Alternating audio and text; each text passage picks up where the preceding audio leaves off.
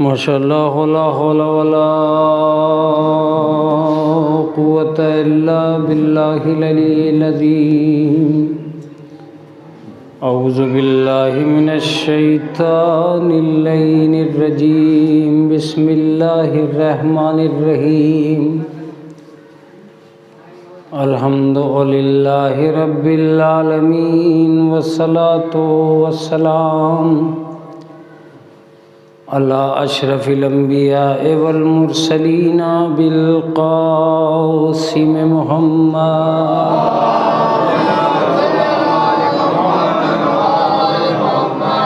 वस्सलातु वस्सलामु अला अहले बैतिहि तय्यबीन अत्ताहिरीन अल मासूमीन अल मज़लूमीन अल मुंतजबीन अल मुंतखबीन।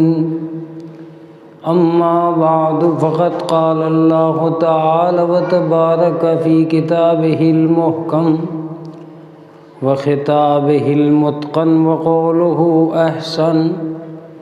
बिस्मिल्लाहिर रहमानिर रहीम। इन्ना ख़लक़नाकुम मिन ज़करिन व उन्सा वजअलनाकुम शुऊबन व क़बाइला लिताअरफ़ू इन्ना अक्रमकुम इंदल्लाहि अत्क़ाकुम। सलावत भेजिए।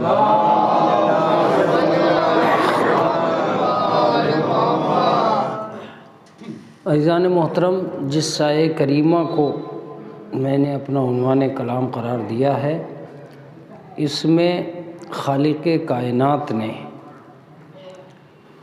गिरोहे इंसानी की उन दो सिन्फ़ों का ज़िक्र किया है जिसके ऊपर एक पूरी ज़िंदगी का दारो मदार है। इरशाद होता है कि हमने तुम्हें एक मर्द से पैदा किया है और एक औरत से पैदा किया है। वजअलनाकुम शुऊबन व क़बाइला, और हमने तुम्हें मुख्तलिफ़ शोबों में और मुख्तलिफ़ गिरोहों में तक़सीम कर दिया है। क्यों? इसलिए कि तुम एक दूसरे को पहचान सको। अलबत्ता तुम में से जो सबसे बड़ा मुत्तक़ी होगा, जो सबसे बड़ा परहेज़गार होगा, जो सबसे बड़ा विक़ाया नफ्स करने वाला होगा, वही शख्स अल्लाह के नज़दीक इज़्ज़तदार होगा। ये आया करीमा है जिसके ज़रिए से हमें इस बात का सबक मिलता है कि इस दुनिया के अंदर दो सिन्फ़ों पर परवरदिगार आलम ने बहुत ज़्यादा भरोसा किया है और उसी पर ये पूरी ज़िंदगी का दारो मदार है। बल्कि मैं लफ्ज़ को थोड़ा मुख्तसर कर दूं कि खिलकत इंसानी का दारो मदार दो ज़ातों पर है, उसमें से एक मर्द है और एक औरत है। आप इन दोनों के बग़ैर खिलकत के इस निज़ाम को आगे नहीं बढ़ा सकते। इसको अदब की दुनिया में वालिदैन कहा जाता है। जब आप इन दोनों को एक जगह जमा करेंगे और एक जगह देखेंगे तो इसका दूसरी तस्वीर होती है वालिदैन, जिसकी तरफ अल्लाह ने कहा वबिल वालिदैन एहसाना। अगर तुम्हें नेकियां करनी हैं तो अपने वालिदैन के साथ एहसान करो। ये परवरदिगार आलम ने कहा। अब एक सबसे बड़ा मसला पैदा होता है कि इस दुनिया में वालिदैन की अज़मत को समझने के लिए हमें क्या करना होगा। ज़ाहिर सी बात है, अगर हम अपने तौर पर वालिदैन की अज़मत का एतराफ़ करना चाहते हैं और अपने तौर पर ये मेहनत करना चाहते हैं कि हम वालिदैन को माने, जाने, तस्लीम करें, तो यकीन मानिए कि हमारे पास जो हिस्सा वालिदैन का है, जो कमाल वालिदैन का है, हम वो कमाल वालिदैन को नहीं दे सकते। मैं लफ्ज़ों को बदलूँगा। जो तरबियत उन्होंने हमारी की है, हम उतनी खिदमत उनकी नहीं कर सकते। बात तमाम हो गई। जो तरबियत उन्होंने हमारी की है, हम उनकी खिदमत नहीं कर सकते। वो हमारी ज़िंदगी को दुनिया में लाने का ज़रिया बने हैं, हम उनकी ज़िंदगी को लाने का ज़रिया नहीं बने। इसका मतलब ये कि हम उनका एहसान नहीं उतार सकते। जो कुछ हमारे पास है वो उनका दिया हुआ है, उनके पास हमारा दिया हुआ कुछ भी नहीं है। हमारी जवानी का ये महल तामीर होता है उनकी मेहनत के नतीजे में, जबकि उनकी ज़िंदगी का महल तामीर नहीं होता हमारी खिदमत के नतीजे में। हमारी खिदमत में और उनकी तरबियत में एक गरां कदर फ़र्क ये है कि न जाने क्या बात थी और कितनी मोहब्बत थी उनकी तरबियत में कि हम बचपने से जवान होते चले गए, वो तरबियत करते चले गए। तवज्जो दीजिएगा। और न जाने कितनी कमज़ोरी थी हमारी खिदमत में कि हम उनकी खिदमत करते रहे और वो कमज़ोर होते चले गए। इसका मतलब ये कि ज़माने तो दो ही हैं, एक तरबियत का ज़माना है, एक खिदमत का ज़माना है। तरबियत वो वक्त होता है जब माँ बाप हमें संभाल रहे होते हैं, खिदमत वो ज़माना होता है जब हम माँ बाप को संभाल रहे होते हैं। ये भी वाजिब है और ये भी वाजिब है। तरबियत उनके ऊपर वाजिब है, खिदमत हमारे ऊपर वाजिब है। हम उनको संभाल रहे होते हैं, ये हिस्सा इताअत का है। वो हमें संभाल रहे होते हैं, ये हिस्सा तरबियत का है। न जाने क्या था उनकी तरबियत में कि उन्होंने हमें पाला तो हम जवान हो गए, हमने उन्हें संभाला तो वो कमज़ोर हो गए। तो इसका मतलब ये कि खिदमत बदला नहीं है तरबियत का। अगर खिदमत तरबियत का बदला होती तो जिस तरह हम जवान हुए थे वो भी जवान हो जाते। इसका मतलब ये कि हम वो बदला दे ही नहीं सकते जो माँ बाप का है। माँ बाप का बदला मुमकिन नहीं है। अगर मुमकिन नहीं है तो हमें ये तलाश ज़रूर करना होगा कि फ़र्क क्या था हमारी खिदमत में और उनकी तरबियत में। असल वजह ये थी कि जब वो हमारी तरबियत करते हैं तो ये सोचकर तरबियत करते हैं कि जितना कुछ हमारे पास है, माँ बाप ये सोचते हैं कि जितना कुछ हमारे पास है सब कुछ बच्चे को मिल जाए। ये होती है तरबियत। तरबियत में उनकी नीयत ये होती है कि हमारा सबसे अच्छा इसी को मिल जाए, अच्छा खाना इसे मिले, अच्छी ग़िज़ा इसे मिले, अच्छी क़ुव्वत इसे मिले, हमारा सरमाया इसे मिले, हमारा कमाया हुआ इसे मिले, हमारा सब कुछ इसे मिल जाए। लेकिन जब हम अपने माँ बाप को संभाल रहे होते हैं तो अब हमारी नीयत ये नहीं होती कि हमारा सब कुछ इन्हें मिल जाए, हमारी नीयत ये होती है कि इनका सब कुछ हमें मिल जाए। मुतवज्जे रहिएगा। नीयत का फ़र्क था जिसने हमें कमज़ोरी से जवान कर दिया, और नीयत का फ़र्क था जिसने उन्हें ताकत से कमज़ोर कर दिया। एक सलवात पढ़ दे मोहम्मद। ये नीयत का फ़र्क था। अगर नीयत का फ़र्क नहीं होता तो ये मुमकिन ही नहीं था कि माँ बाप की तरबियत में और हमारी खिदमत में कोई फ़र्क पैदा हो जाए। हमारी खिदमत माँ बाप को कमज़ोर करती चली गई, जबकि उनकी तरबियत हमें जवान करती चली गई। कहीं ना कहीं नीयत का फ़र्क था। अब सवाल ये पैदा होता है कि ये माँ बाप कौन हैं? तो मैं ये लफ्ज़ ज़रूर कहूँगा कि ये एक अजीब व गरीब आयत है जिसमें परवरदिगार आलम ने आपसे ये कहा कि तुम एक मर्द और एक औरत से पैदा किए गए। अल्लाह, जो बात हम जानते हैं उसको याद दिलाने का क्या मतलब?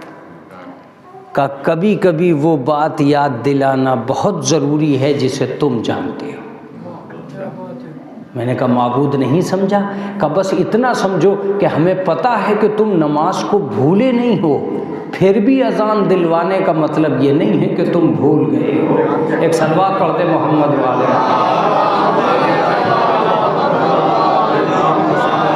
अजान का ये मतलब नहीं है कि तुम नमाज को वाजिब नहीं समझ रहे। तुम वाजिब समझते हो। हमने अजान इसलिए दिलवाई है कि हम तुम्हें याद दिला दें कि फिर वक्त आ गया है। मुतवज्जे रहिएगा, देखिए लफ्ज़ में गुंजाइश मौजूद नहीं होती तो मैं सरफा ही ना करता। फिर वक्त आ गया है कि नमाज पढ़ो। हम जो कुरान मजीद में बार बार तुमसे कह रहे हैं कि हमने तुम्हें एक मर्द और औरत से पैदा किया, इसका मतलब ये है कि हम ये चाहते हैं कि माँ बाप एक ऐसी शय हैं जिसे तुम भुला नहीं सकते। माँ बाप वो शय हैं जिसे तुम याद रखोगे, तुम भुलाओगे नहीं। अगर तुमने भुला दिया तो फिर बात ही क्या है। अजीज़ों, थोड़ी सी देर मुतवज्जे रहेंगे तो ये बात आसान हो जाएगी और बहुत आसान हो जाएगी। वजह क्या है, हम क्यों याद दिलाना चाहते हैं कि माँ बाप ही के याद रखो। ये पहली दुनिया में मर्द और औरत से हमने तुम्हें पैदा किया। वजह यह है कि हम माँ बाप को सिर्फ़ और सिर्फ माँ बाप को तुम्हारे घर में रखना चाहते थे। उसकी वजह थी तुम्हारा ज़र्फ़े इताअत नापा न जाता अगर माँ बाप तुम्हारे सामने न होते।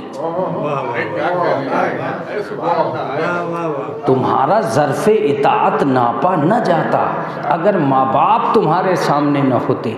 यही माँ बाप तो बताएंगे कि बच्चा कितना शुक्रगुजार है।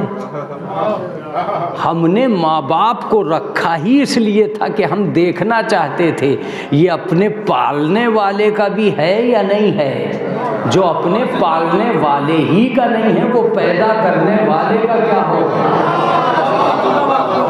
लिहाजा खिलकत की दुनिया में हमने माँ बाप को इसलिए रखा कि तुम्हारा ज़र्फ़े इताअत नाप सकें कि किस कदर बच्चा शुक्रगुजार है। इसीलिए कहा था अनिश्कुरली वले वालिदैक, मेरा शुक्र करो और अपने वालिदैन का शुक्र करो। वालिदैन का शुक्रिया इसलिए कि तुम्हें पाल दिया, माबूद का शुक्र इसलिए कि तुम्हें पैदा कर दिया। इसका मतलब यह है कि पैदा करने वाला एक है और पालने वाला दूसरा हिस्सा है। हमने हर घर में माँ बाप को रखा ताकि हम ये आजमा सकें कि परवरदिगार के बंदे कौन हैं। यही वजह है कि जो अल्लाह का नहीं हो सका वो माँ बाप का नहीं होता, और जो माँ बाप का नहीं होता वो परवरदिगार का नहीं होता।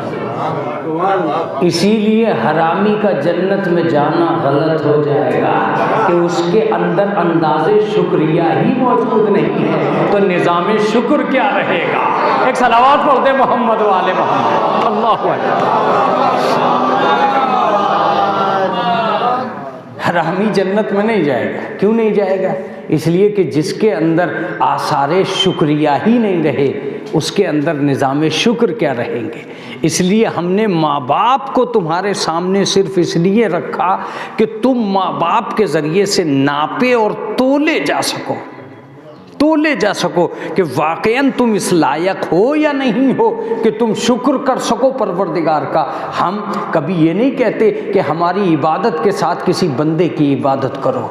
हमने कभी ये नहीं कहा कि हमारी इताअत के साथ किसी बंदे की इताअत करो। हमने ये नहीं कहा कि हमारी इबादत के साथ किसी बंदे की इबादत करो। सिर्फ दुनिया में एक आयत ऐसी है कि हमने तुमसे कहा कि हमारा शुक्र करो, माँ बाप का शुक्रिया करो। इसलिए कि हम पैदा करने वाले हैं, ये पालने वाले हैं। अब ज़रा सोचो कि हमने माँ बाप का जिक्र क्यों किया है खिलकत में। क्या तुम ये समझ रहे हो कि हम तुम्हें पैदा नहीं कर सकते थे बग़ैर माँ बाप के? ये बड़ी मजबूरी है। मजबूरी ये है कि खिलकत की दुनिया में ये मत समझ बैठना कि हम मजबूर थे तुम्हें माँ बाप के ज़रिए से पैदा करने में। हम मजबूर नहीं हैं, कादिर मुतलक हैं। लिहाजा हम पे इल्ज़ाम मत देना कि हमने क्यों पैदा किया तुम्हें माँ बाप के ज़रिए। तुम आंगन में खड़े रहकर सोचना, सहने हयात में खड़े रहकर सोचना कि तुम बग़ैर माँ बाप के पैदा क्यों नहीं हो सके। तुम पत्थरों से पैदा नहीं हुए, तुम सूर्य से पैदा नहीं हुए, तुम चंद्रमा की औलाद नहीं हो, तुम आसमान से नहीं टपके हो, तुम दरख्तों से दुनिया में नहीं आए हो, तुमने किसी और का एहसान नहीं लिया है जो खिलकत से हम आगोश हुए हो। जब तुम दुनिया की किसी शय के एहसान के ज़रिए दुनिया में आए ही नहीं हो तो एहसानमंद उन्हीं का बनो जिनके ज़रिए दुनिया में आए हो। ऐसा मत समझ बैठना कि हम तुम्हें बगैर माँ बाप के पैदा नहीं कर सकते थे, हम कर सकते थे, इसलिए हमने ईसा को बगैर बाप के पैदा कर दिया। ईसा को बगैर बाप के पैदा किया, उससे पहले आदम को बगैर माँ बाप के पैदा किया, ताकि दुनिया को पता चल जाए कि हम पैदा करने में मोहताज नहीं हैं, तुम पैदा होने में मोहताज हो। ये एहतियाज हमारी नहीं है कि हमने तुम्हें माँ बाप के ज़रिए पैदा किया, हम चाहते तो तुम्हें किसी भी तरह पैदा कर सकते थे, लेकिन मोहताज तुम थे कि तुम्हारे सामने एक माँ बाप रहे। इसका मतलब यह है कि अगर तुम मोहताज हो तो तुम्हें सोचना पड़ेगा कि ये माँ बाप कौन हैं। ये माँ बाप तुम्हारी एहतियाज का खुला हुआ दफ्तर हैं। जब जब तुम्हारा गुरूर बेलगाम होगा, माँ बाप सामने आकर उसे ख़त्म कर देंगे। अल्लाहु अकबर, अल्लाहु अकबर। जब तुम्हारा कद मायूसियों का शिकार होने लगेगा, माँ बाप तुम्हें एहतियात से गले लगा कर मायूसियाँ ख़त्म कर देंगे। माँ बाप, इसका सरीही मतलब ये था कि माँ बाप को हमने पैदा ही इसलिए किया था कि तुम चाहे कितने ही बड़े क्यों ना हो जाओ, दो ऐसे बड़े हों जो तुम्हारे आगे खड़े हों। इसको कहते हैं माँ बाप। जब तुम समाज के कंधों पर पैर रख कर आओगे, जब तुम समाज के सरों पर पैर रख कर आओगे और अपने आप को बहुत बड़ा समझने लगोगे और घर में कदम रखोगे, तो तुम्हारी गुरूर की दुनिया घुटने टेक देगी ये सोचकर कि मैं सबसे बड़ा होके आया हूँ, ये माँ बाप मुझसे भी बड़े। माँ बाप के सामने खड़े रह के बताओ तुम कितने बड़े नेता हो। माँ बाप के सामने खड़े रह के बताओ तुम कितने बड़े मास्टर हो। तुम मास्टर हो, ये तुम्हारे भी माँ बाप हैं। तुम डॉक्टर हो, ये तुम्हारे भी माँ बाप हैं। तुम इंजीनियर हो, ये तुम्हारे भी माँ बाप हैं। तुम मौलवी हो, ये तुम्हारे भी माँ बाप हैं। तुम हुज्जतुल इस्लाम हो, ये तुम्हारे भी माँ बाप हैं। तुम आयतुल्लाह फिद्दारैन हो, ये तुम्हारे भी माँ बाप हैं। इसका सरीही मतलब ये हुआ कि माँ बाप नाम है एक ऐसी जात का जो बढ़ते हुए कद के साथ अपनी अजमत को बढ़ाता चला जाए। मैं एक ही लफ्ज़ कहता हूं कि अगर दुनिया में माँ बाप का लफ्ज़ न होता तो गुरूर बेलगाम हो जाता। गुरूर को लगाम कसने के लिए अल्लाह ने माँ बाप की दुनिया को आगे रख दिया ताकि हर आदमी का कद छोटा हो जाए, माँ बाप की अजमत बड़ी हो जाए। अब एक अजीब लफ्ज़ है यहाँ जो सरफा हो सकता है, मजहब बदल सकता है, अज़मत वालिदैन में कमी नहीं आ सकती। मजहब बदला है, अज़मत वालिदैन में कमी नहीं आई। अगर तुम हिंदू धर्म के मानने वाले हो तो चरण छुओ ताकि तुम्हें झुकना आ जाए। ये तो बच्चे रहिएगा। अगर तुम हिंदू धर्म के मानने वाले हो तो चरण छुओ ताकि तुम्हें झुकना आ जाए। गुरूर जब तक घुटने नहीं टेकता अपने आसार दुरुस्त नहीं करता। आजिज़ी नाम है झुकने का। हमने दो ही जगह झुकने का हुक्म देखा है, या तो माँ बाप के सामने झुकना है या परवरदिगार के सामने झुकना। नारे तकबीर, नारे रिसालत, नारे हैदरी। तो तुम हिंदू धर्म के मानने वाले हो, लिहाजा चरण छुओ। इस्लाम आगे आया और इस्लाम ने आवाज़ दी वक़्फ़िज़ जनाहज़ुल, अपने कांधे झुका दो माँ बाप के लिए। ये परवरदिगार, कांधे झुकाना क्या मतलब? कांधे झुकाने का मतलब ही यह है कि हिंदू धर्म में चरण छुए गए, इस्लाम धर्म में कांधे झुकाए गए। दोनों जगह बेटों को और बेटियों को माँ बाप के सामने झुकाने का मतलब यह है कि धर्म कोई भी हो, अज़मत वालिदैन में फ़र्क नहीं आता। तरीक़ा एक ही है, अज़मत वालिदैन में फ़र्क नहीं आएगा। वजह इतनी है कि बाप जब बन रहा था तो ये नहीं देख रहा था किस मज़हब का बाप बन रहा है, ये देख रहा था किस बेटे और बेटी का बाप बन रहा है। लिहाजा बाप बनने में जब उसने मज़हब नहीं देखा तो अज़मत करने में हम मज़हब क्या देखेंगे।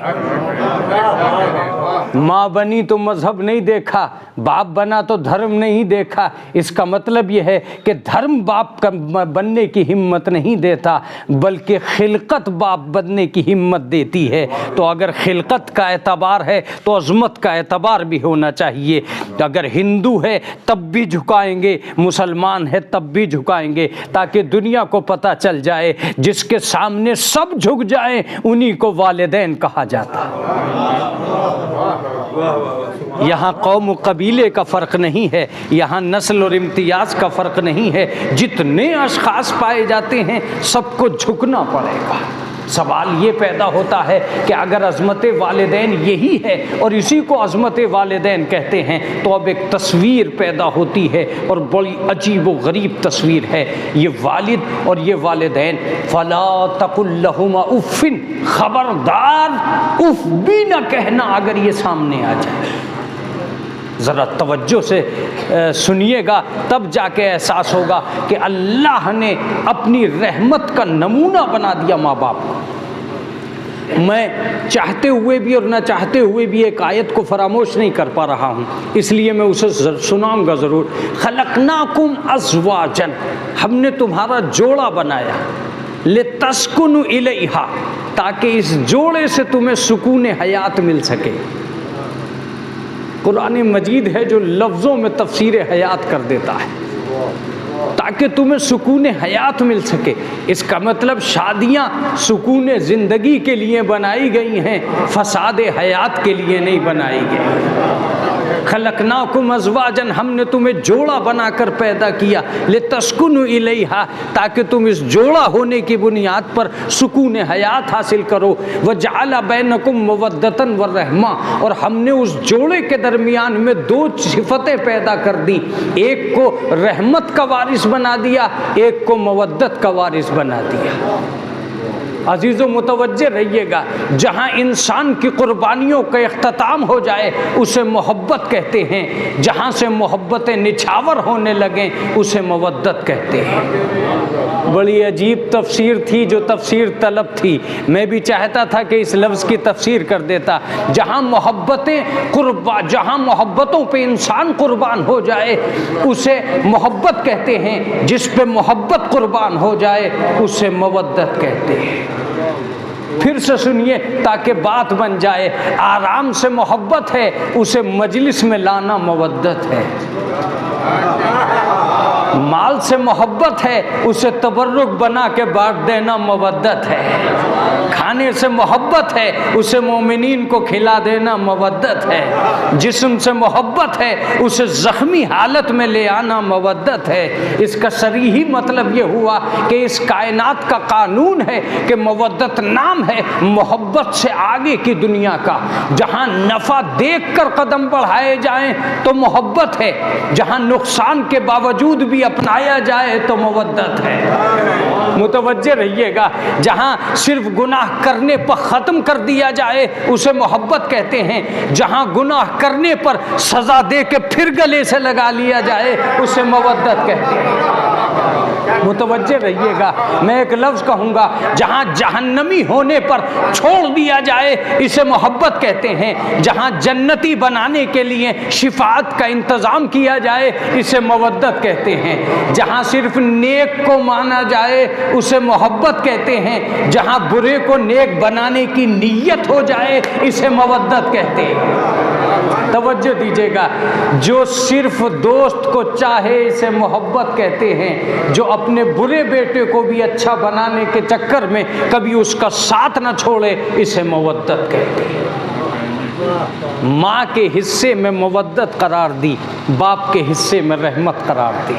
वजअलनाकुम अज़वाजन लितस्कुनु इलैहा वजअल बैनकुम मवद्दतन व रहमा, हमने उस जोड़े के दरमियान में दो सिफतें पैदा कर दी। एक सिफत का नाम मवद्दत है, एक सिफत का नाम रहमत है। मुतवज्जे हुए आप? इसका सही मतलब ये हुआ कि ये खानवादा इंसानियत तामीर हुआ है दो ज़रियों से, दो वसीलों से। एक वसीला माँ बाप। कौन? माँ बाप तुम्हारी वो मजबूरी जो यहाँ से लेके क़यामत तक एक सबीले हयात में तुम्हारी मुआविन रही। तुम इस दुनिया में आ नहीं सकते थे अगर माँ बाप ना होते। मैं अपनी बात को मुकम्मल कर रहा हूँ। अगर माँ बाप के अलावा इस दुनिया में लाने का कोई ज़रिया हो तो उसी पर कुर्बान हो जाओ। जाओ डॉलरों से समझौता करो अगर वो ज़िंदगी को यहाँ लाए। जाओ दौलत से समझौता करो अगर वो ज़िंदगी के आने का सबब बने हैं। जाओ नोटों से प्यार करो अगर वही तुम्हें ज़िंदगी देने का ज़रिया बने हैं। लेकिन अगर माँ बाप के अलावा कोई न था जो तुम्हें ज़िंदगी देने का ज़रिया बने तो प्यार करने के लायक भी वही होंगे जो ज़िंदगी को लाने का ज़रिया बने। तुम आज सोच रहे हो ये बूढ़े माँ बाप मेरी ज़िंदगी का हिस्सा क्यों हैं? ज़रा सोचो, तुम जवान न होते अगर ये बूढ़े न होते। कोई इनसे भी तो पूछे कि तुम बूढ़े क्यों हो गए? ये शायद तुम्हें जवान करने के चक्कर में बूढ़े हो गए।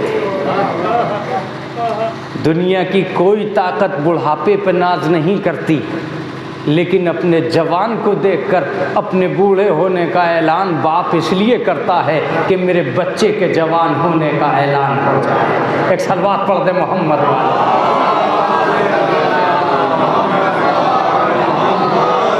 अब तुम्हें एक लफ्ज़ ज़रूर सोचना होगा कि दुनिया की कोई चीज़ ऐसी नहीं है जो तुम्हें इस दुनिया में लाई हो।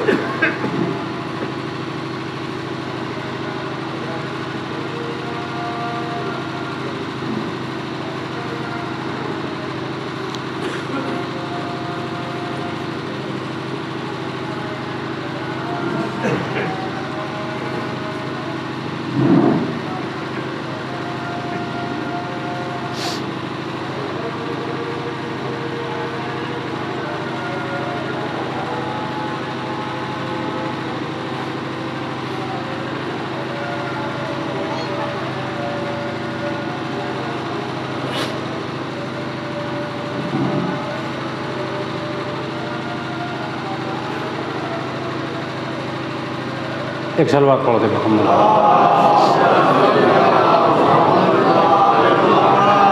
तकरीबन एक अजान हो चुकी है, अब उसके बाद तो वो होती रहेंगी चूँकि बहुत देर तक होंगी। एक सलवात पढ़ दे मोहम्मद।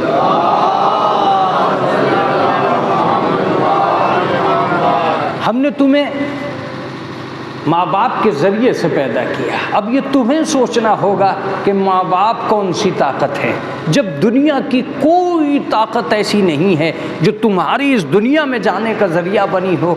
तो तुम्हें माँ बाप की तरफ देखना होगा कि क्यों ये ज़रिया बने।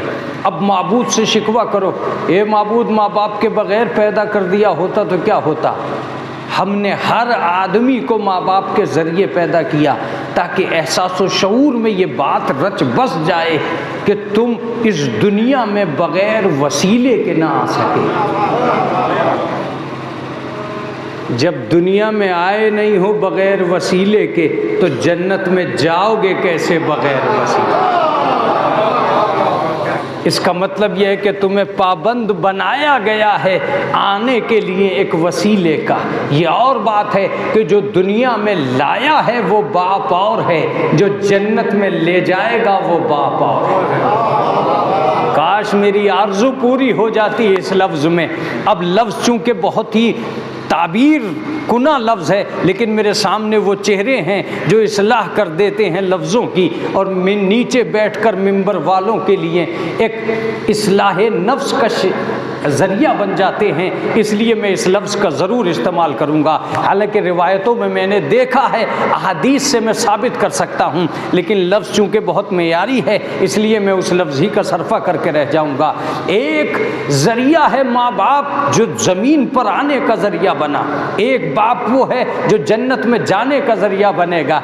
जो दुनिया में आने का ज़रिया है वो ख़ानदान का बाप है, जो जन्नत में जाने का ज़रिया है वो ईमान का बाप। एक सलावत पढ़ दे मोहम्मद वाले।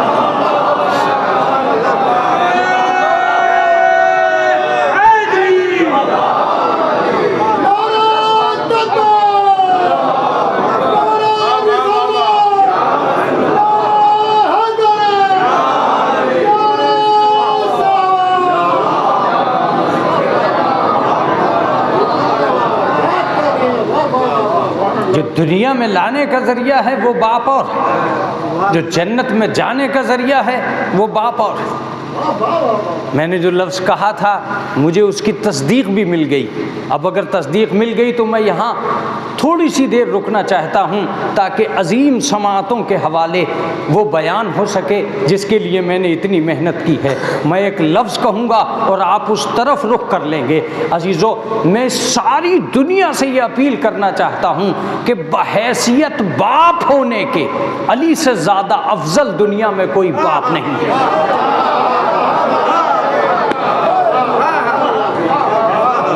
बहैसियत बाप के दुनिया में अली से ज़्यादा अफजल कोई बाप नहीं। का मौलाना ये तुम क्यों कह रहे हो?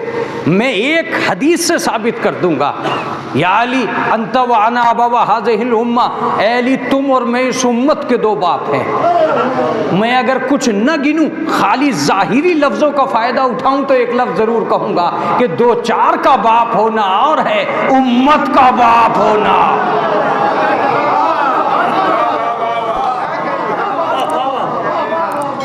इसका मतलब ये कि अली से अफजल कोई भी नहीं हो सकता, इसलिए कि वो और रसूल उम्मत के दो बाप। या अली अंत व अना अबवा हाज़िहिल उम्मा, अली तुम और मैं इस उम्मत के दो बाप। जाहिर सी बात है, अगर ये कहा जा रहा है कि इस उम्मत के दो बाप है तो कोई तो राज होगा।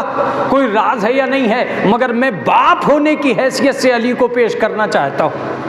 अगर ये बाप है तो मामूली बाप नहीं, इसलिए कि ये सिब्तैन का बाप है, ये रेहानतैन का बाप है, ये हसनैन का बाप है, ये उनका बाप है जहाँ फजीलतें मुंतहा पजीर हो जाती हैं और फिर भी ये फजीलतों में सबसे आगे खड़ा रहता है। तवज्जो दीजिएगा, बहुत तवज्जो दीजिएगा। मैं एक लफ्ज़ कहता हूँ कि अबुल असरा ख़ानदान का बाप होना और है, उम्मत का बाप होना और है।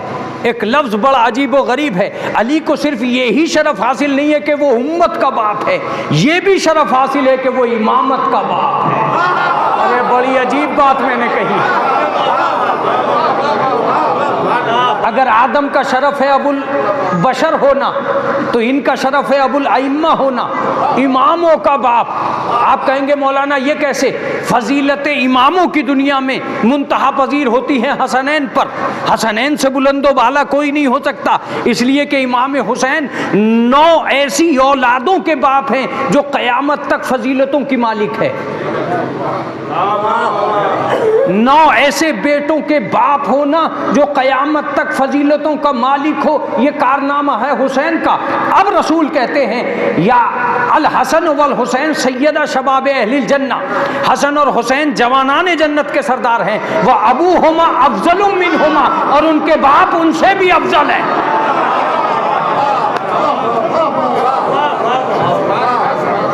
वह अबू हुमा और उन दोनों के बाप अफजलुम मिन हुमा। अगर फजीलतों की दुनिया में, एक लफ्ज़ सुनिएगा, अगर फजीलतों की दुनिया में इम्तियाज न पाया जाता तो हसनैन से कोई अफजल होता ही नहीं। मगर ये कमाल पाई जाती है कि जो साहिबान फजीलत हैं उनमें भी फजीलतों की तराजू पाई जाती है कि कौन किस दर्जे पे है। बेटा बेटा है, बाप बाप है। तवज्जो दीजिएगा। आप कहोगे मौलाना कुछ बातें समझ में आ रही हैं। अगर सारी बातें समझ में आ रही हैं तो एक लफ्ज़ तालिबे इल्म का कबूल कर लीजिए। अगर हसनैन का शरफ यह है कि वो अली के घर में पैदा हुए तो अली का शरफ यह है कि वो खुदा के घर में पैदा हो।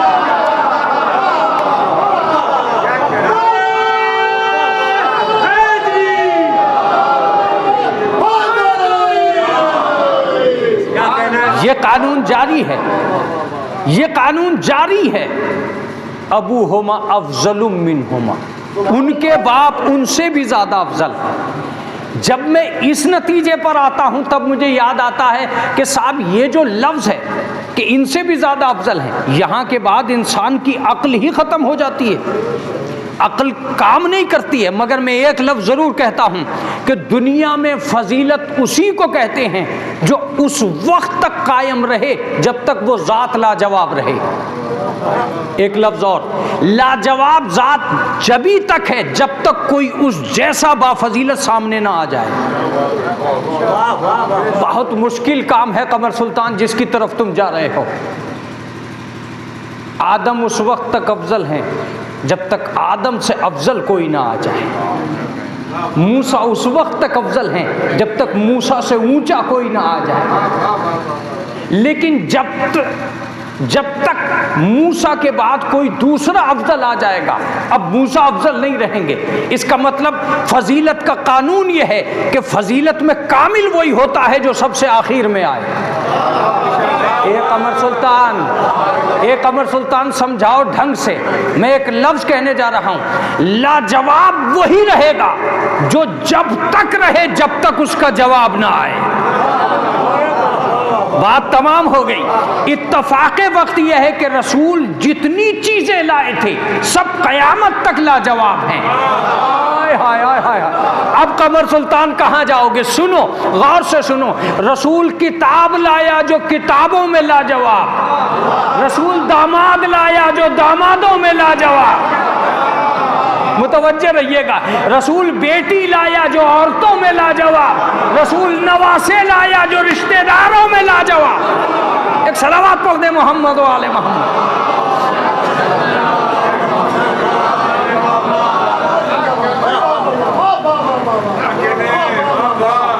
अब ये कहना ही गलत है कि मरियम कौन है और फातिमा कौन है। मरियम की तौहीन मत करो। तौहीन के लिए जनाबे मरियम नहीं आई। मरियम बाफजीलत हैं उसी तरह जिस तरह इंजील बाफजीलत है। मुतवज्जे रहिएगा। मगर इंजील अपने वक्त की फजीलत है, कुरान अपने वक्त की फजीलत है। मेरी मुराद पहुंची ही नहीं। जब कुरान आ गया इंजील पीछे हट गई। मरियम उस वक्त तक बाफजीलत है जब तक मरियम है। जब फातिमा आ गई, एक सलावत पढ़ दे मोहम्मद वाले मोहम्मद।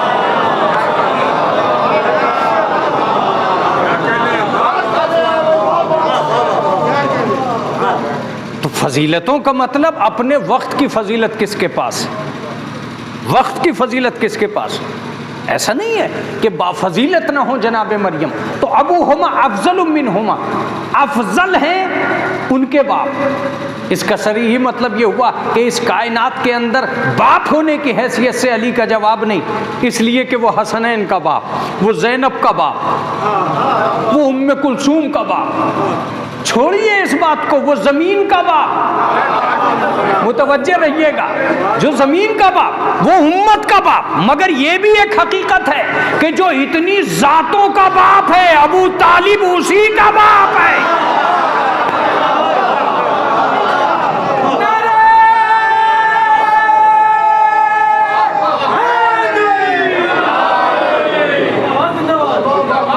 ये भी एक हकीकत है। अगर अदब की दुनिया में तुम अली को बाबाए उम्मत कह सकते हो तो लफ्जों में कमजोरी नहीं है, अबू तालिब को दादाए उम्मत कहा जाएगा। रिश्तों की दुनिया में उससे अफजल कौन होगा जो कुल्ले ईमान का भी बाप। और मैं एक लफ्ज कहकर ये बात मुकम्मल कर सकता हूँ कि इस सारी दुनिया को जनाब अबू तालिब के बारे में सोच समझकर बोलना चाहिए, इसलिए कि जब इस वक्त में बुरे बाप के बुरे बच्चे उनकी सपोर्ट में आ रहे हैं तो क्या अच्छे बाप के अच्छे बेटे सपोर्ट में नहीं आएंगे? एक आदमी मदीने की गलियों में अली अलैहिस्सलाम के पीछे जा रहा है और अली अलैहिस्सलाम से कहता हुआ जा रहा है, या अली अबू का फिन्नार, अली तुम्हारे बाप जहन्नम में, या अली अबू का फिन्नार, अली तुम्हारे बाप जहन्नम में। अली चलते रहे। अचानक अली मुड़े और मुड़ने के बाद में एक जवाब दिया, अना कसीमुल जन्नत वन्नार, मैं ही जन्नत और जहन्नम का बांटने वाला, मेरा ही बाप जहन्नम में। एक सलावत पढ़ दे मोहम्मद वाले मोहम्मद।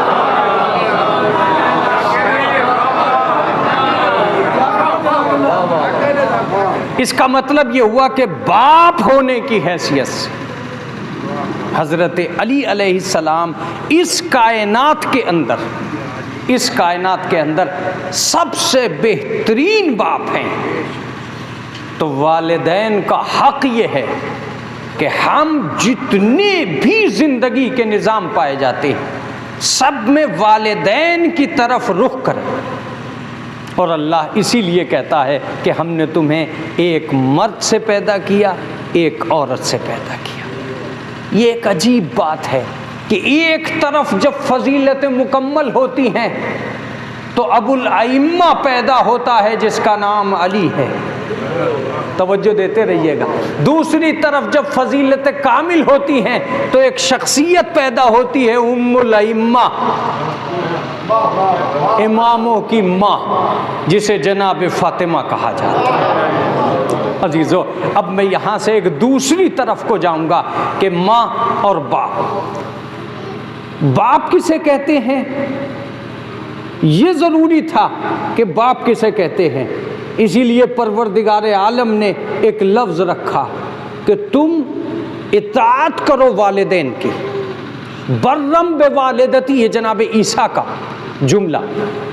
मैं सारी बातों को रोकते हुए एक ही लफ्ज़ कहूँगा, बाप नाम है उस हुक्मरान का जो दुनिया से आखिरत तक के फैसले अपनी ज़बान पर कर दे।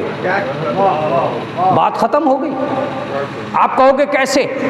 मैं कहूँगा कि भाई कोई भी आदमी इस कायनात में जब नालायक बनना शुरू होता है तो कमाल उसके नालायक होने का नहीं होता, कमाल माँ बाप की बर्दाश्त का होता है कि वो आखिर तक उसे घर से नहीं निकालते। तवज्जो दीजिएगा। बच्चा नाफरमानियाँ कर रहा है, माँ बाप बर्दाश्त करते जा रहे हैं। तुम बर्दाश्त क्यों कर रहे हो?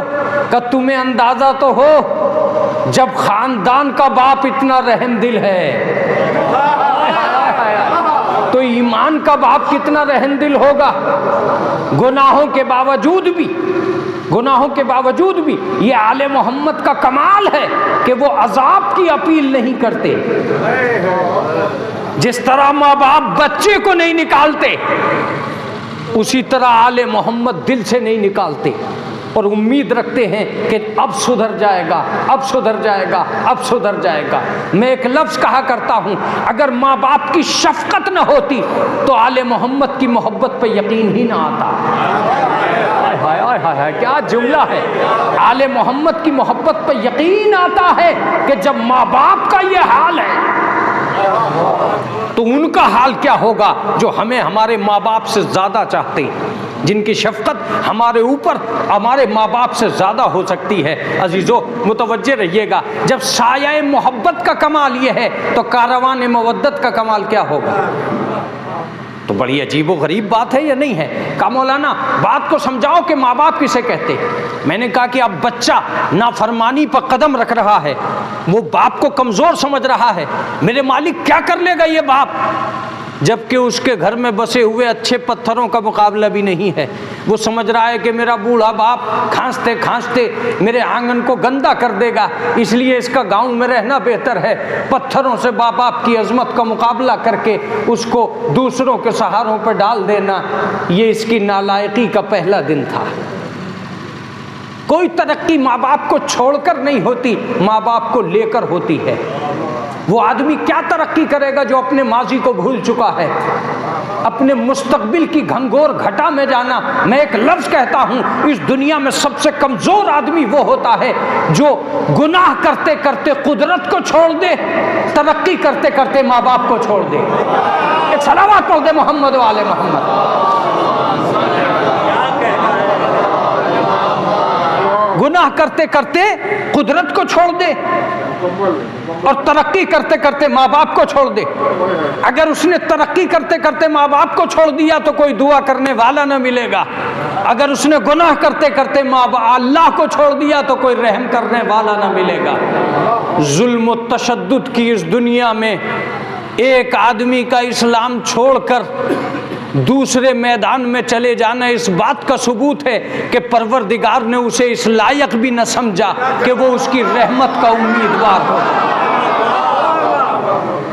वो समझ रहा था कि मैंने मजहब छोड़ दिया, मैं मजहब से निकल आया।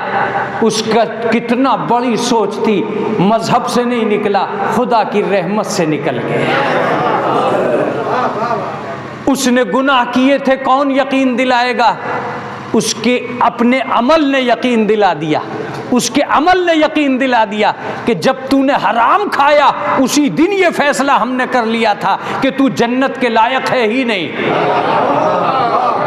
मुतवज्जे रहिएगा, अगर तू जन्नत के लायक होता तो हम तुझे उस मैदान में रखते जहां तौबा तुझे जन्नती बना सकती थी। हमने इम्कान तौबा भी खत्म कर दिए। एक सलावत पढ़ दे मोहम्मद व आले मोहम्मद।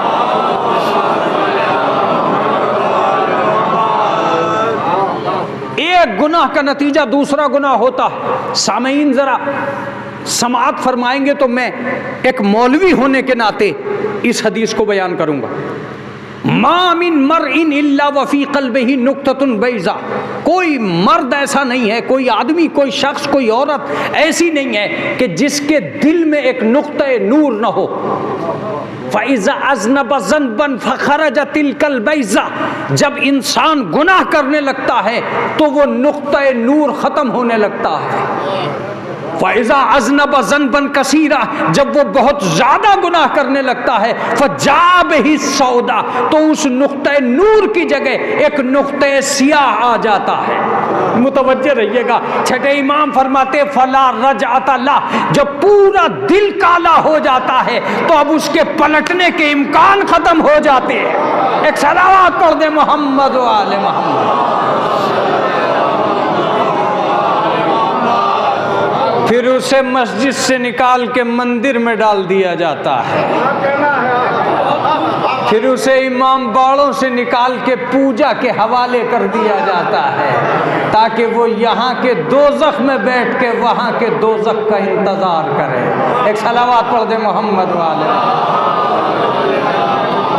सबसे बड़ी चीज़, माबूद एक बूढ़ा बाप क्या कर सकता है? कुछ नहीं कर सकता। अल्लाह ने कहा नहीं, अगर हमने उसे माँ बाप बनने की हिकमत दी थी, बाप बनने की ताकत दी थी, तो हम उसे ये कुव्वत भी देंगे कि वो जवानी को मलिया मेट कर दे। वो कौन सी लाठी है जो इस जवान के सर पे पड़ेगी? का लाठी नहीं, हम सिर्फ लफ्ज़ों के ज़रिए इसे इतनी ताकत अता कर देंगे।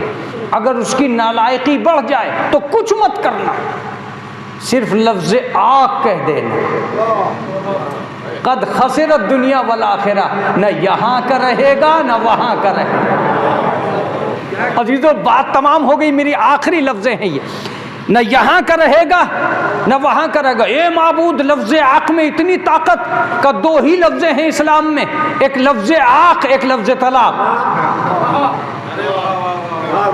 अगर लफ्ज़ मेरा पहुंच गया तो मजलिस का और मेहनत का हक अदा हो जाएगा। लफ्ज़ आक़ मगरूर मर्द के लिए है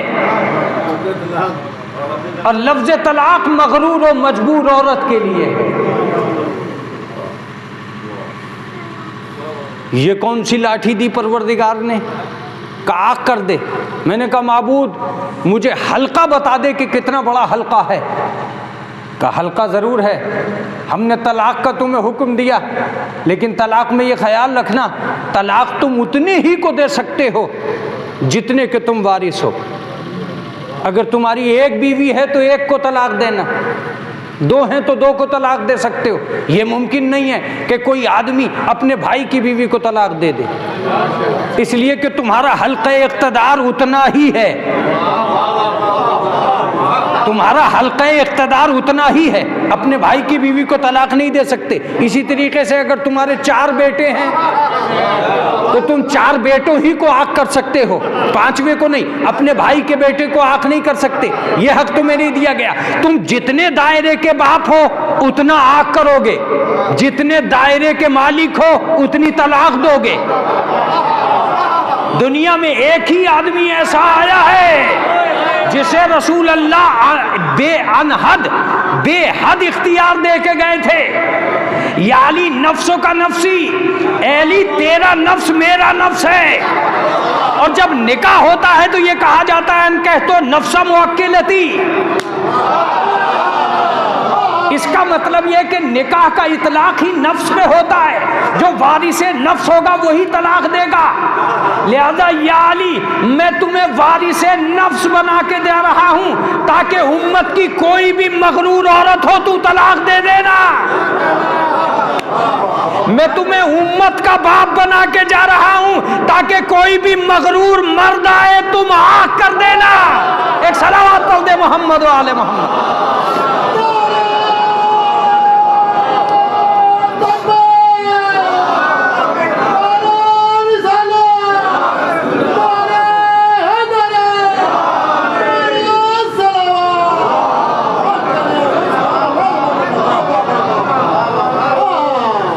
यही वजह है कि शिया मरकज़ फ़िक्र में और शिया मसाइल में और शिया फ़िक़्ह में यह मसला पाया जाता है कि आज भी अगर कोई औरत अपने शौहर से बहुत ज़्यादा परेशान हो और वो शौहर उसे तलाक न दे रहा हो जबकि वो गुनाहों का मुर्तकिब भी हो, और असली और हक बात ये हो कि उस शौहर की परेशानी समाज में आम भी हो और वो औरत चाह रही है कि उससे तलाक चाहे और वो तलाक न दे, तो उसे चाहिए कि वो हाकिम शरा यानी नाइब इमाम की तरफ रुजू करे या वकील नाइब इमाम की तरफ रुजू करे। वकील नाइब इमाम उस शौहर को ये हक हासिल करेगा कि तुम अगर चाहो तो अपने मामलात को दुरुस्त कर लो और अगर नहीं कर सकते तो हम मालिक होंगे, तलाक दे देंगे।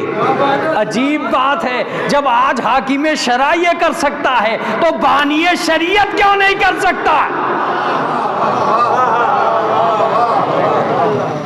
मैं एक लफ्ज और कहूंगा, तलाक के मामले में जिस कदर शियों ने एहतियात बरती है दुनिया की कोई ताकत एहतियात बरत ही न सकी।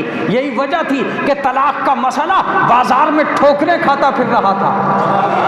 आप पता नहीं बेदार भी हैं या नहीं हैं। जाहिर सी बात है, मस्जिद के मसले जब मंदिर में जा पहुंचे, मुफ्तियों की चीजें योगियों का दरवाजा खटखटाने लगी। एक सलवात पढ़ दे मोहम्मद व आले मोहम्मद।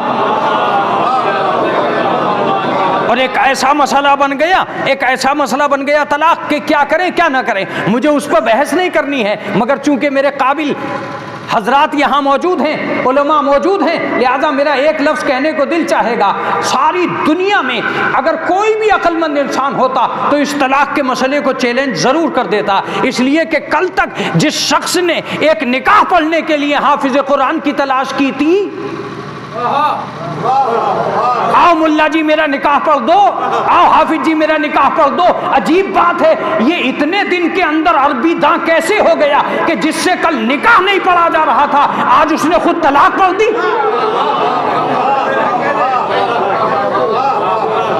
कल निकाह पढ़ने में इतने मजबूर कि बगैर हाफिज जी के निकाह नहीं होगा, आज तलाक देने में इतने आजाद कि वो चूल्हे पर बैठी रही तुमने तलाक दे दी। दुनिया का आदमी सवाल ज़रूर करेगा, कौन सा अरबी कायदा है जिसने इतनी जल्दी अच्छी अरबी सिखा दी? जो अपना निकाह खुद नहीं पढ़ सका वो अपनी तलाक खुद कैसे पढ़ गए? एक सलावत पढ़ दे मोहम्मद व आले मोहम्मद।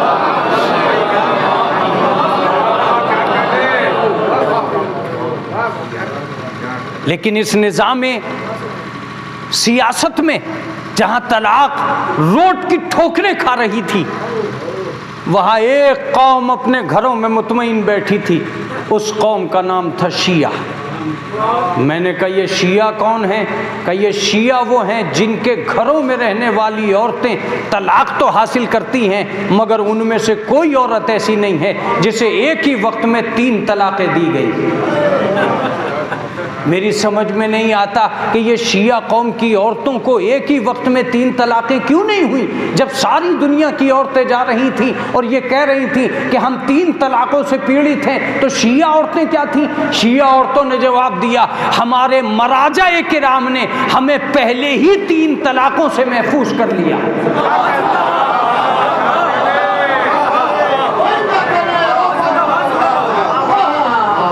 इसका मतलब ये कि शिया कौम वो थी जो इस 3 के चक्कर में कभी पड़ी ही नहीं। एक सलावत पढ़ दे मोहम्मद वाले।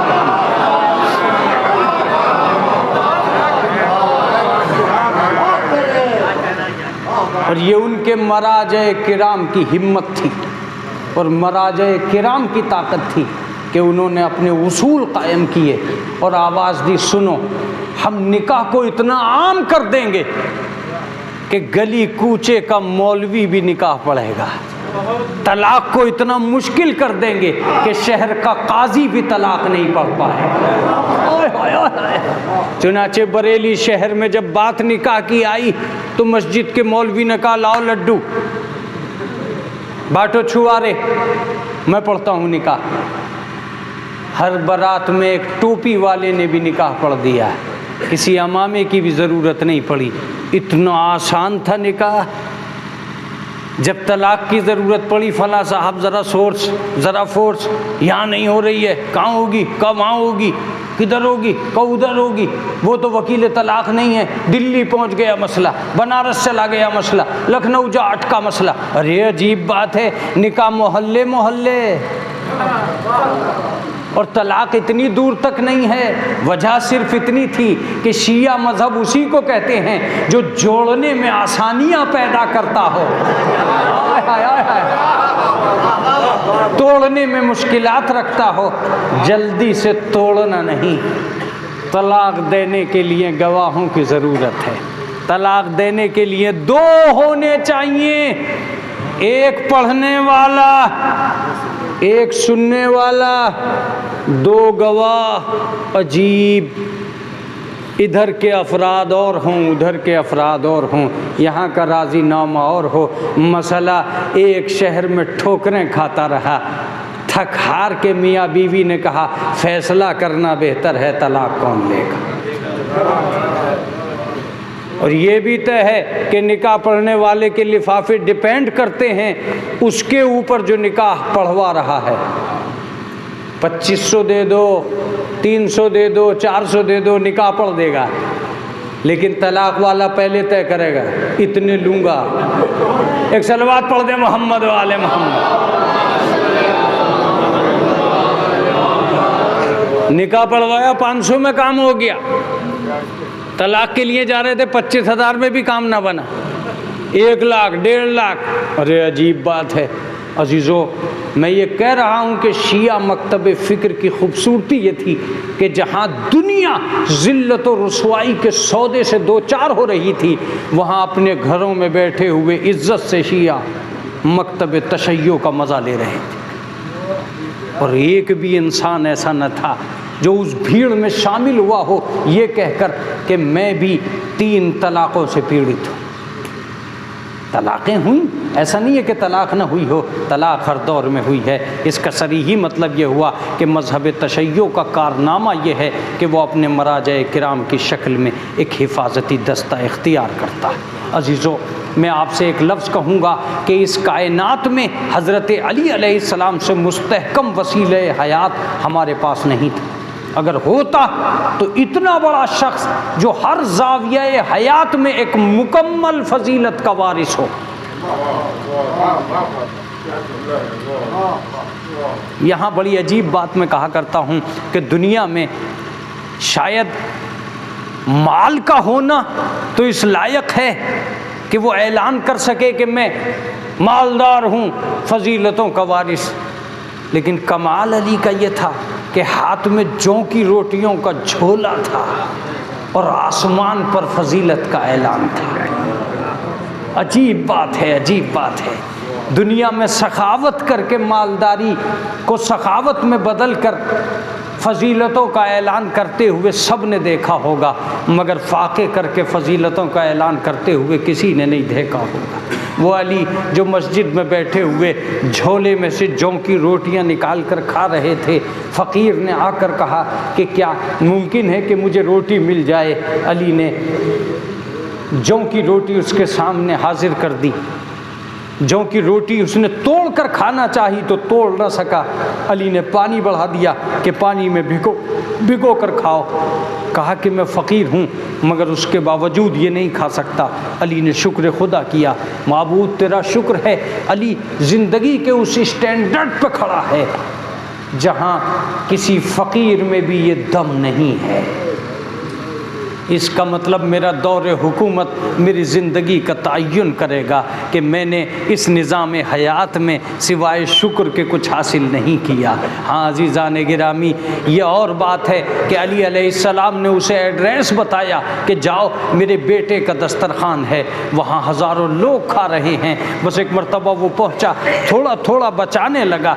बचाना इस बात का सबूत था कि वो किसी को चाहता था कि जिसके लिए बचा रहा था। इमाम ने हाथ रोक कर कहा, पहले इत्मीनान से खा ले, फिर जितना तुझे चाहिए उतना मैं तुझे दे दूंगा। कहा मैं अपने लिए नहीं बचा रहा हूँ। कहा किसके लिए बचा रहे हो? कहा मस्जिद में एक फ़कीर है जो जौ की रोटियाँ लिए बैठा है। बस इतना कहना था। एक मरतबा आवाज़ दी, वो मेरे वालिद गिरामी हज़रत अली है, तू नहीं जानता, वो इस कायनात के अमीर हैं, मैं उनका बेटा हूँ। का जिसका बेटा इतनी सखावत का मालिक हो, का तू नहीं जानता, वो भी इमाम वक्त है, मैं भी इमाम वक्त हूँ। इस दुनिया को हम सबक दे रहे हैं कि अगर गुर्बत की रेशो इस नतीजे पे आ जाए तो कैसे जिया जाएगा, अगर मालदारी की दुनिया इस नतीजे पे आ जाए तो कैसे जिया जाएगा। मैं खिलाने का सबक दे रहा हूँ, वो खाने का दर्स दे रहे हैं, वो ज़िंदगी का स्टैंडर्ड मुअय्यन कर रहे हैं। हाँ दोस्तों, शायद आपको ये याद आ रहा होगा कि अली ये मुर्तज़ा की ज़िंदगी क्यों गुजर रही थी। सिर्फ एक ही ख्याल था कि शिया कामयाब हो जाए। यही कामयाबी तो थी जिसने अहले बैत को इस ज़िंदगी के लिए बेचैन किया। आसमान से नीचे आना, करबला जैसी वादी में कदम रखना, मसाइब व आलाम को अपना मुकद्दर बनाना आज बहुत आसान है, बहुत आसान है। एक मजलिस में बैठकर आंसू बहा लेना, मगर ज़रा सोचो कि अहले बैत अथार इस पुरसे के लिए किस कदर तड़प रहे थे, किस कदर तड़प रहे थे। कोई नहीं था जो पुरसा देने के लिए आ जाए। अगर कोई आया भी तो अहले बैत अथार पर तंज करता हुआ आया। अहले बैत इस दुनिया से तरसते चले गए कि हमें कोई पुरसा देने नहीं आता। आप जानते हो, जब हक़ विलायत के लिए जनाब फ़ातिमा ज़हरा खड़ी हुई हैं तो जनाब फ़ातिमा ज़हरा ने अली का हाथ पकड़ के कहा, या अली, अगर लोग हमारे हक़ की तरफ मुतवज्जे नहीं हैं तो मैं रसूल की बेटी हूँ, मैं आपको साथ लेकर चलती हूँ। और एक मरतबा साथ लेकर चली, लोगों के घरों पे जाके कहा, ए लोगों, मेरे अली का हक़ मार लिया।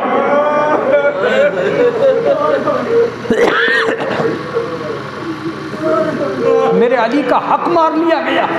मैं तुमसे अपील करती कि अली के हक़ के लिए खड़े हो जाओ। लेकिन अजीज़ों, कोई खड़ा ना हो। ये वक्त शायद मुझे कभी याद ना आता, मगर एक लफ्ज़ मुझे याद आ रहा है। जब जनाब ज़ैनब ने सैयद सज्जाद से पूछा, मेरे लाल, क्या तुम मुतमईन हो कि मदीने वाले तुम्हें पुरसा देने के लिए आ रहे हैं? का फूफी अम्मा मैं मुतमईन नहीं हूँ। का चलो मेरे लाल, मेरे साथ चलो। और ये कह के जनाब ज़ैनब ने सैयद सज्जाद का हाथ पकड़ा और हाथ पकड़ के एक मरतबा लोगों के घर पे गई। ए बरेली वालों, अब वो जुमला आ रहा है जिसके बाद किसी मसाइब की ज़रूरत नहीं रहती। जनाब ज़ैनब ने घरों पे खड़े होकर एक जुमला कहा, ए लोगों, हमें पुरसा दो इसलिए कि हमारा घर उजड़ गया।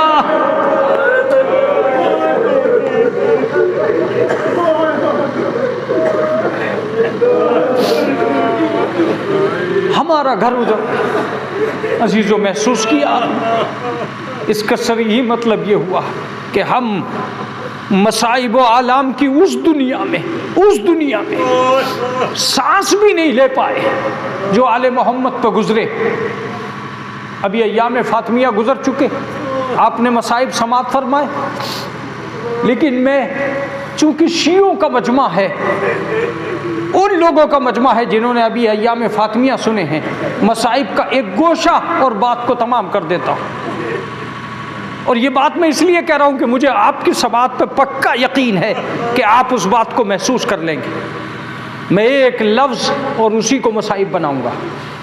मैं आपसे एक बात पूछता हूँ, तड़पने के लिए वही लफ्ज़ काफ़ी कि आले मोहम्मद के घराने में आखिर कितनी बेटियाँ मशहूर हुई थी जिनके ऊपर इस कदर जुल्म ढा दिए गए। आप कहोगे कि मौलाना कुछ समझ में नहीं आ रहा है। मैं खाली नाम लूँगा और आप तड़पते रह जाओगे। सबसे पहले जिस बेटी ने आले मोहम्मद की शोहरत हासिल की वो फातिमा है।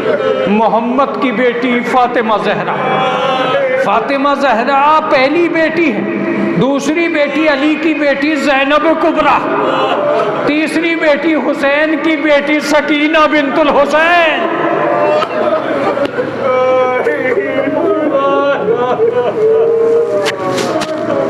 क्या वजह हुई, क्या वजह हुई कि आप हजरात की आंखों में आंसू आ गए, आपकी आवाज़ बुलंद हो गई। मैंने सिर्फ नाम लिया था, आप एक ही लफ्ज़ कहोगे कि पहली बेटी मोहम्मद की बेटी जो दरबार में खड़ी हुई फिदक मांगती रही, दूसरी बेटी अली की बेटी जो कूफे में खड़े होकर चादर मांगती रही, और तीसरी बेटी सकीना जो राहे कूफा में पानी मांगती रही। आवाज दिए शिमर थोड़ा सा पानी दे दे। शिमर ने पानी जमीन पर गिरा दिया।